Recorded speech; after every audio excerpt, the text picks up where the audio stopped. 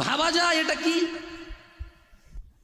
তুমি একটু ভাবো, রমজান মাসের একটা রোজা ভাঙলে রমজানের পরে একটার বদলে কাফারা হচ্ছে লাগাতার 2 মাস সিয়াম। এরপরে এটা গেল জরিমানা। এটা গেল কি?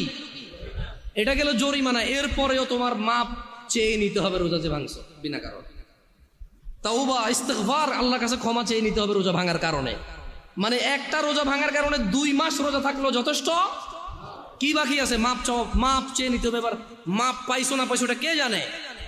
একটু ক্লোজ হয়ে বসবেন নাকি? মানুষজন বসতে পারছে না, পরে না হয় নামাজের একটা ব্যবস্থা হয়ে যাবে। আবুল আঙ্কেল আসেন, বাইরে ওই কার্পেট টার্পেট থাকলে একটু কিছু বিছিয়ে দেন। আবুল আসেন, দেখো বাইরে কার্পেট টার্পেট থাকলে একটু বিছিয়ে দেওয়ার ব্যবস্থা করো।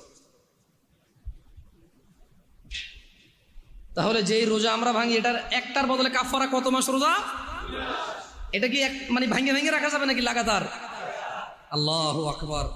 শোনো শোনো বেতাকাবাসী, আমার ভাইয়েরা, যারা তোমরা ঈমান এনেছো রবের প্রতি, রব তোমাদের বলছে ইয়া আইয়ুহাল্লাযীনা আমানু কুতিবা আলাইকুমুস সিয়ামু কামা কুতিবা আলাল্লাযীনা মিন ক্বাবলিকুম লাআল্লাকুম তাত্তাকুন।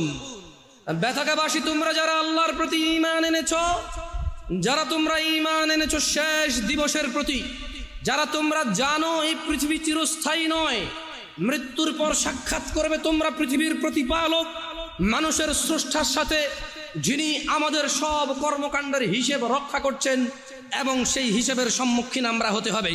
তিনি বলছেন, হে তোমরা যারা ঈমান এনেছো, কুতিবা আলাইকুমুস সিয়াম, তোমাদের উপর রোজাকে ফরজ করা হয়েছে, তোমাদের উপর রোজাকে অনিবার্য করা হয়েছে, তোমাদের উপর রোজাকে করতেই হবে বলে করা হয়েছে। কেউ এটা থেকে পার পাবে না।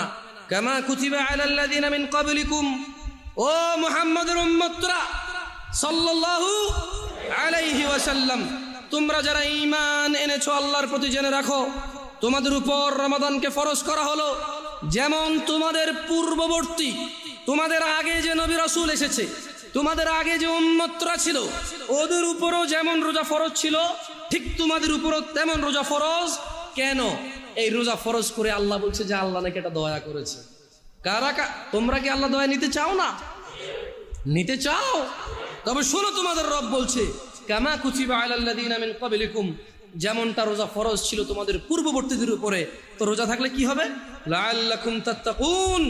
আল্লাহ বলছে এই রোজাকে আমি তোমাদের জন্য বাধ্য করেছি, তোমরা এটাকে থেকে দেখো, তোমরা এটা পালন করে দেখো, একটা মাস তোমরা রোজা রেখে দেখো, দেখো